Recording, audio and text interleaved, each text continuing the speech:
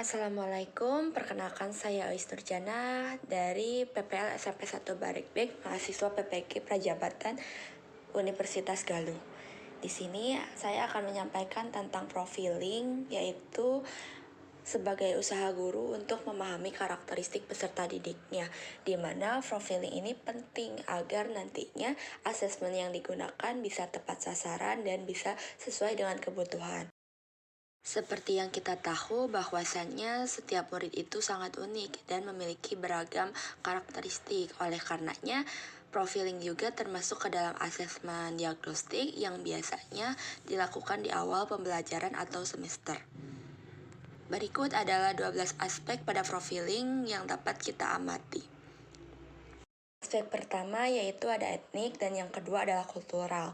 Di sini bisa kita lihat perbedaannya, di mana etnik itu bisa kita lihat sebagai penggolongan manusia didasarkan pada sistem, sedangkan kultural merupakan budaya yang melekat pada siswa.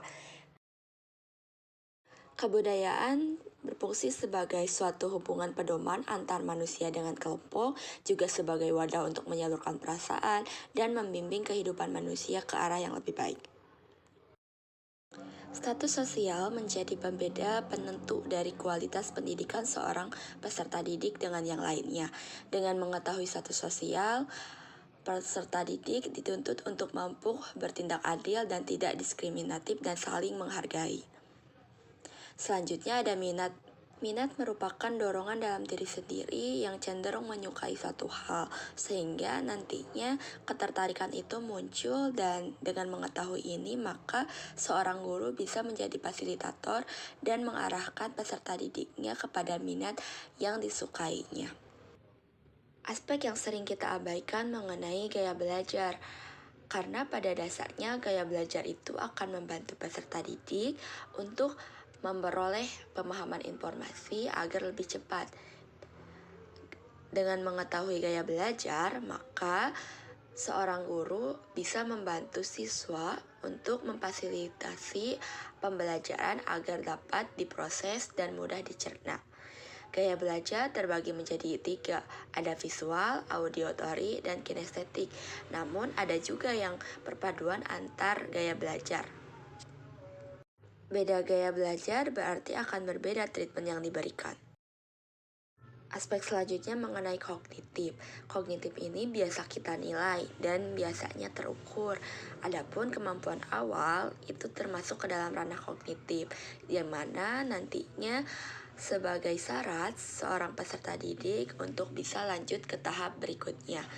Tingkat perkembangan kognitif dan kemampuan awal ini akan mempengaruhi guru dalam memilih, dalam menentukan asesmen, metode, media, dan jenis evaluasi yang akan digunakan.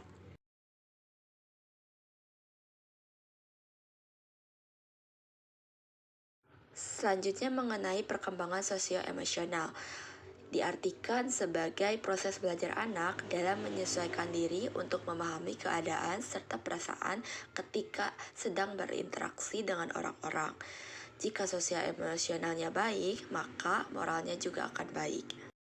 Menurut Piaget, moral itu berkorelasi dengan kecerdasan setiap individu, sehingga seharusnya bila perkembangan kecerdasannya telah mencapai kematangan, maka perkembangan moral pun harus mencapai kematangan.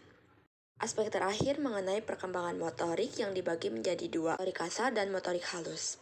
Ini adalah contoh instrumen yang telah kelompok kami buat dan nantinya akan diberikan kepada peserta didik, di mana perkembangannya sudah mencakup kepada 12 aspek dengan jawaban yang sama, ya atau tidak, agar peserta didik tidak kebingungan. Pembagian skor dapat dihitung dengan menentukan jumlah total nilai setiap item dibagi jumlah seluruh, kemudian dikali 100. Pemaparan panduan observasi dicukupkan sekian. Terima kasih atas perhatiannya. Wassalamualaikum warahmatullahi wabarakatuh.